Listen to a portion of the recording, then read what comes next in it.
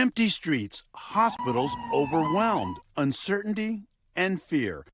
5 years since life came to a standstill, COVID declared a pandemic and a national emergency. The coronavirus outbreak declared a global pandemic. But for Chimére Sweeney, it still feels kind of like the first day. Medical professionals at those hospitals in Baltimore were telling me, you know what, just give it 2 weeks and you'll be fine. My 2 weeks never came. While the pandemic has faded into the background for many of us, Chimére Sweeney is one of millions of Americans the CDC says is dealing with long COVID, having symptoms that linger long after getting infected. I stopped being able to walk without any type of assistance. Migraines, blurry vision. Sweeney got COVID in March of 2020. She was an English teacher in Baltimore when the pandemic hit.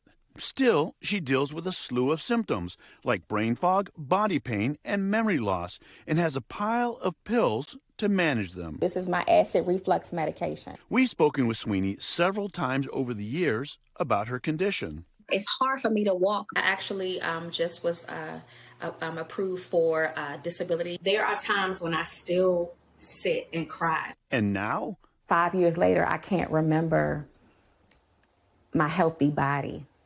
I can't remember my healthy mind. Dr. Mark Sala, co-director of Northwestern's Comprehensive COVID-19 Center, says doctors have several hypotheses for what causes long COVID, but still don't fully understand who's most at risk for it.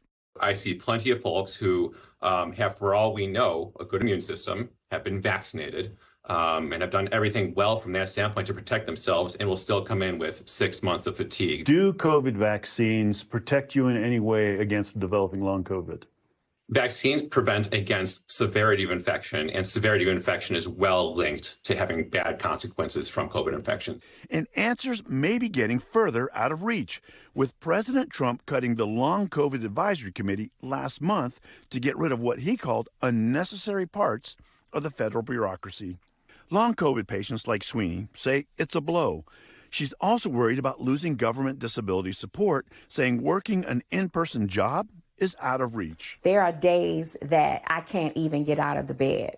Researchers at Harvard estimate long COVID has cost the economy over $3 trillion between reduced earnings, increased medical spending, and lost quality of life. Even though Sweeney can't return to the classroom, she's now teaching in a new way, founding the Black Long COVID Experience and sharing resources with others. That's my goal, to galvanize more Black people. So as Sweeney slogs through the symptoms, she knows she's not alone.